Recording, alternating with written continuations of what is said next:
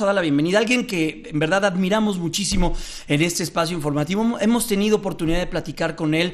Es un personaje que conoce la ciudad, es un personaje que usted seguramente lo ubica. Él tiene un espacio en El Foco, en el Canal 40, tiene una columna muy leída, muy seguida en El Universal, subdirector de Nexos. Y bueno, pues me da mucho gusto poder platicar esta mañana con Héctor de Mauleón, escritor, periodista y bueno, pues cronista de la ciudad. ¿Cómo estás, Héctor? Mil gracias, Jaime. Gracias por la invitación. Qué gusto y qué honor poder platicar contigo, porque el pretexto que utilizamos para esta mañana de fin de semana, la ciudad que nos inventa. Crónica de 6 siglos de Héctor de Mauleón. Héctor, leía el prólogo de Rafael Pérez Gay, pues muchas muy buenas palabras y todo lo que trae este libro. ¿Qué nos dices sobre el libro que publicaste y que recién fue presentado en la FIL allí en Guadalajara? Sí, pues mira, es resultado de una fascinación y de una búsqueda de muchos años por los misterios de la ciudad. Nosotros siempre pasamos por la ciudad y en una ciudad como esta que ha perdido su memoria sistemáticamente, que ha sido devastada, que ha sido destruida, el significado de muchas cosas se pierde. Entonces uno encuentra edificios y se pregunta ¿qué sería esto? ¿O qué hace esto en tal lugar? ¿O por qué esta calle se llama de este modo? Y había pues, una serie de preguntas sin respuesta. Entonces, a mí la ciudad, el centro de la ciudad antigua me fascinó desde hace mucho tiempo por un golpe de suerte, porque yo soy de los niños del metro, soy de esa generación a la que le tocó que se abrieran los túneles del metro en la calzada México-Tacuba y que apareciera la ciudad que estaba enterrada y que además la ciudad se llenara de historias sobre una ciudad sepultada bajo nuestros pies. Y esto hizo que no volviera a mirar la ciudad del mismo modo, que siempre tuviera la sensación de que había algo misterioso escondido.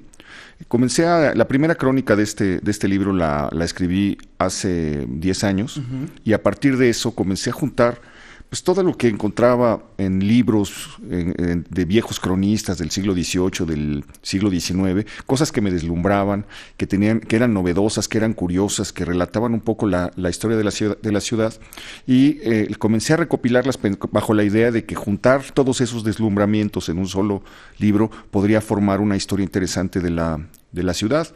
Yo no sabía, por ejemplo, que la modelo del Ángel de la Independencia era una costurera, que se llamaba Ernesta Robles y que encontró el escultor Volpi en un salón de baile del Porfiriato. Ha de haber tenido un cuerpo escultural. Sí, claro. Se quedaron prendados de ella y luego la invitaron a modelar. Y el secreto estuvo guardado hasta que se cayó el ángel en 1957. Cuando se cayó el ángel comenzaron a pensar quién habría sido la modelo, porque hay que reconstruir esto. Y unos reporteros de la prensa llegaron a una vecindad de La Portales donde había una ancianita que se llamaba Ernesta Robles, que tenía recortes, que tenía fotos, así dieron con ella. Y que había guardado el secreto 50 años. Yo me imagino lo extraordinario que debe haber sido la vida de esa señora, caminando por Reforma durante medio siglo y viéndose presidiendo, bañada en oro, entre las nubes, la Ciudad de México, y diciendo, soy el emblema de esta ciudad y nadie lo sabe. Entonces fui encontrando muchísimas cosas que eran verdaderamente sorprendentes relacionadas con la historia de la ciudad y que lamentablemente perdimos porque hubo generaciones que conocían los misterios de la ciudad, pero hubo otra generación, algo nos pasó por ahí de mediados del siglo XX para acá. ¿Que perdimos el interés por esta ciudad? Se rompieron los puentes. Yo creo que el fracaso educativo, la barbarie en la que caímos, el culto de la imagen, el hecho de que dejamos de leer, los mayores se llevaron muchos secretos a la tumba y nadie se los preguntó. No sé, pero quedaron muchas cosas volando, muchas cosas perdidas. Y poder reconstruir un poco el tejido, porque hay cosas que ya no podremos saber nunca, pero reconstruir un poco el tejido es un trabajo para un escritor, claro, y para un periodista también, verdaderamente fascinante. Oye, Héctor, veo que rescatas en las primeras hojas de este libro, una de las primeras crónicas que tiene la ciudad por allá de 1500 y algunos años, ¿no? ¿Qué te dejó estas primeras crónicas? ¿Quién las escribe? ¿Qué rescatan de esa época? Mira, para mí fue muy interesante descubrir que los cronistas son una tradición, son una estirpe, una familia de los escritores que en lugar de trabajar sentados en un escritorio, andan caminando por las calles. Y que el más antiguo que tenemos noticia, bueno, con los españoles y durante la conquista llegaron muchos cronistas que dejaron libros formidables. El de Bernal Díaz del Castillo es el mayor de ellos. Pero ya fundada la ciudad, refundada la ciudad que hizo Cortés por ahí de 1521-1522, después de la destrucción de Tenochtitlan, comenzó a surgir una familia, una estirpe, le llamo yo, de autores que descubrieron muy pronto que la ciudad tenía muchas cosas que contar. Y entonces a los 33 años de la ciudad, a un maestro de la universidad se le ocurrió ya describir qué era la Ciudad de México. Entonces nos deja el retrato nebuloso, remoto, de una ciudad que tenía 33 años de vida. Imagínate nada más cómo pudo haber sido. Todavía no estaba en la catedral, no había prácticamente nada de lo que hoy vemos estaría hecho. Estarían trazadas solamente las calles, porque en 1522, un hombre que viene con Cortés y que le dicen el geométrico, es decir, el geómetra, hace en una hojita de papel el trazo de la ciudad, y lo que él traza se queda hasta nuestros días. Es el centro de la ciudad. ¿Son los primeros trazos que hoy conocemos y que vemos como centro? Pero es el definitivo. Es decir, todo el resto de la ciudad durante los siguientes 5 siglos se siguió desarrollando a partir de esa traza. Y entonces está esa traza, ya está hecha cuando Cervantes de Salazar, se llama el cronista, que hace la primera crónica, este maestro de la universidad, escribe y recorre algunas de esas calles que hoy conocemos. Camina por Tacuba, se mete al Zócalo, entra por Pino Suárez, anda por lo que hoy sería 20 de noviembre, Moneda, etcétera, y anda caminando por ahí platicándonos cómo era esa ciudad, que era pues, prácticamente una ciudad medieval de fortalezas. Todavía tenían miedo de que hubiera un levantamiento indígena, entonces se protegían. Nos llegan los ruidos porque pasa por la calle de los herreros y se oyen los pregones de los vendedores, etcétera. Entonces es el contacto, digamos, con la infancia remota de la ciudad, una ciudad que todavía ni siquiera niña, sería una ciudad lactante. Ajá, sí, ¿no? que apenas nacía. Héctor, también hablas mucho en esta primera etapa del libro sobre las calles del centro. Te dedicas mucho y le dedicas buenos capítulos a las calles del centro histórico. De ahí nace la ciudad, porque la ciudad, veo que más adelante tomas espacios de Tlalpan y te vas a zonas de Polanco y otras regiones, pero lo primero pasa por el centro histórico. Esta ciudad, el crecimiento de la ciudad se da como tú nos lo estás comentando, por el centro hacia afuera. Sí, fíjate que el Alonso García Bravo se llama el geómetra o el geométrico, y él aprovecha 2 calzadas que ya existían de Tenochtitlan y que no fueron destruidas.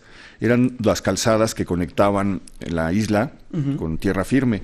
Una de ellas es nuestra calzada de Tlalpan y la otra es la calle de Tacuba. Entonces él toma la intersección de lo que sería Tlalpan, digamos a la altura de cuando se convierte en Argentina, pasando frente al Palacio Nacional, y toma México-Tacuba a la altura de Guatemala. Entonces, en el cruce exacto de Argentina y Guatemala, hace el kilómetro cero de la ciudad y a partir de ahí se inicia el trazo. Ese kilómetro cero está, curiosamente, al pie de las ruinas del Templo Mayor, de lo que habría sido el Gran Teocalli, que tanto sorprendió a los conquistadores, y a partir de ahí se inicia el desarrollo de la ciudad. Lo fascinante es que ellos arrasan la ciudad azteca, pero no sospechan que debajo de las pirámides siempre hay encerradas otras pirámides y que ya había mucha información ahí. Entonces, cuando ellos cortan a ras de piso los templos, quedan restos de otros templos dentro de los templos. Lo que pasó en el Templo Mayor, ¿no? Lo que hemos aprendido en el Templo Mayor, que es como una cebolla con distintas capas. Y entonces ahí hay mucha información que la ciudad sigue arrojando todavía. Yo pude bajar al atrio de la catedral, ya ves que ahí hay unas ventanas arqueológicas, y me dejaron bajar para hacer un programa en el canal del Foco, y pude tocar el piso de Tenochtitlan, pude pararme sobre las lajas de lo que era Tenochtitlan. Entonces, realmente es muy fascinante la aventura que depara la ciudad, ¿no? Oye, Héctor, ¿qué representa la llegada de Maximiliano? Estamos platicando con Héctor de Mauleón, periodista y escritor en este espacio informativo. ¿Qué representa la llegada de Maximiliano a la Ciudad de México? ¿Le da ese toque que buscaban europeo, modernizador en su momento, en aquellos años? Pues es un sueño muy efímero y trágico.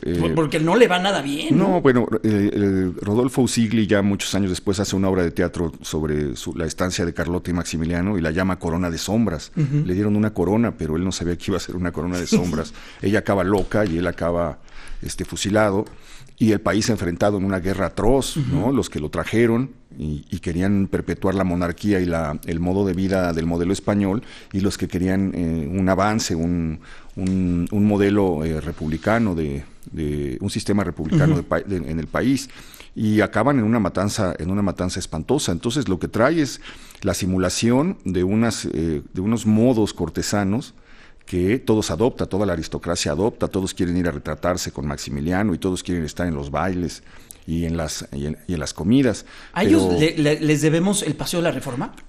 La herencia de Maximiliano es el Paseo de la Reforma. Salvador Novo dice que un día él no quería, para ir al Palacio Nacional desde el castillo de Chapultepec, debía dar un rodeo larguísimo por Avenida Chapultepec, pasando por el acueducto que siempre estaba roto, tenía filtraciones, estaba lodosa la calzada, era un desastre como hoy. Pero estás hablando de hace... De 1860, 1850 y tantos. ¿Me dejas ir a una pausa, claro, y regresamos? Sí, desde luego, gracias. Vamos a ir a una pausa comercial. Estamos platicando con Héctor de Mauleón, él es periodista y escritor. Estamos deteniéndonos en la ciudad que nos inventa, Crónicas de 6 siglos. Vamos a regresar, una pausa, volvemos.